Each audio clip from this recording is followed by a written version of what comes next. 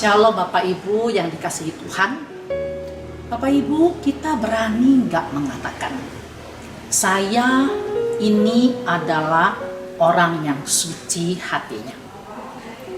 Berat ya Bapak Ibu ya. Kalau mengatakan saya ini adalah orang yang baik, itu lebih gampang kan? Kalau kita mengatakan saya ini orang yang suci hatinya, wow, bagi saya itu sangat berat, saudara. Karena setiap hari kita berhadapan dengan orang lain, kita berhadapan dengan situasi dan kondisi yang kadang kala itu tidak sesuai dengan apa yang kita harapkan.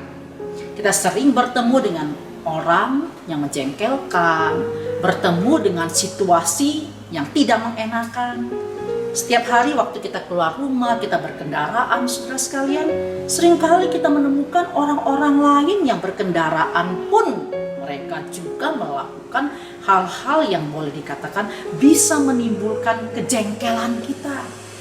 Kita melihat orang lain kadang-kala berkendara dengan seenaknya, berhenti dan belok tanpa jauh-jauh memakai lightingnya, dan juga kadang-kala memotong kendaraan kita itu seenak mereka, dan kadang-kala hampir terjadi kecelakaan, bukan? Mungkin kita secara langsung nggak berani komplain, nggak berani protes, nggak berani marah, tapi dalam hati kita jengkel.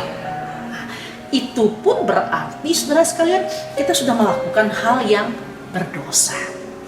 Nah, saudara sekalian, firman Tuhan mengatakan berbahagialah orang yang suci hatinya, karena mereka akan melihat Allah. Saudara, bagaimana atau apa sih suci hati itu, saudara sekalian?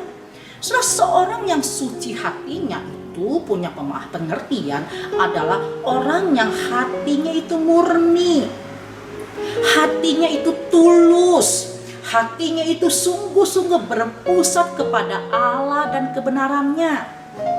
Itu digambarkan seperti sebotol anggur yang murni, yang tidak tercampur dengan air setitik pun, atau sebotol air bersih yang betul-betul jernih dan betul-betul murni.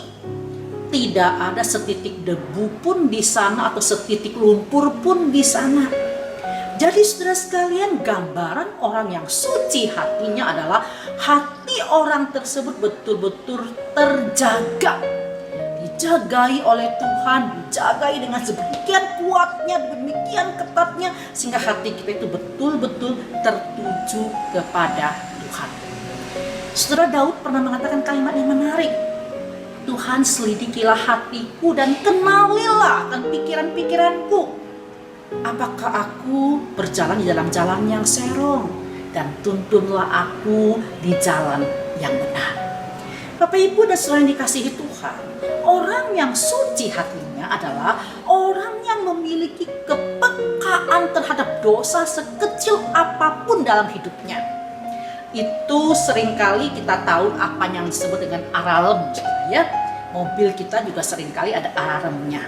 Nah, kalau mobil itu tersenggol atau mobil itu ingin dibuka oleh orang-orang yang bukan kita, bukan kuncinya, yang pakai kunci yang sebenarnya, saudara, seringkali alarm mobil itu peka dan bunyi, ya.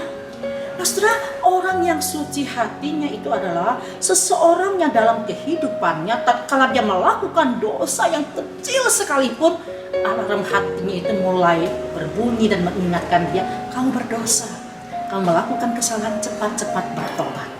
Saudaraku, orang yang suci hatinya adalah orang yang terus berjuang keras dalam hidupnya untuk bertumbuh di dalam kekudusan. Nah, proses bertumbuh dalam kekudusan ini adalah proses yang berlangsung terus-menerus sampai nanti kita bertemu dengan Tuhan. Oleh sebab itulah di dalam bagian firman Tuhan ini dikatakan, berbahagialah orang yang suci hatinya, karena mereka akan melihat Allah. Saudara, hanya orang-orang suci hatinya, karena Allah sangat menekankan tentang kesucian. Allah sangat membenci hal-hal yang berbau dosa, dan Allah tidak ingin kita berkompromi dengan dosa. Jadi saudara sekalian, orang yang suci hatinya, dia kelak akan melihat Allah.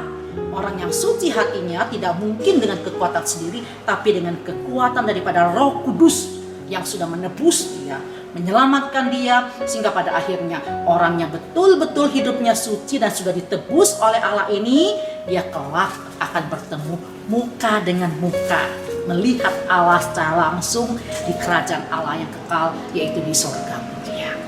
Bapak, Ibu, dan saudara yang dikasihi Tuhan, sekalipun kita seringkali lemah, jatuh, dan gagal di dalam hidup kita, jangan pernah putus asa. Mari kita terus berjuang untuk boleh memiliki hati yang suci, memohon Tuhan berikan kita kepekaan, membangun relasi yang indah bersama dengan Dia, sehingga akhirnya kita bisa bertemu muka dengan Tuhan, dan Tuhan berkata kepada kita, engkau adalah hamba yang baik dan setia. Tuhan berkata.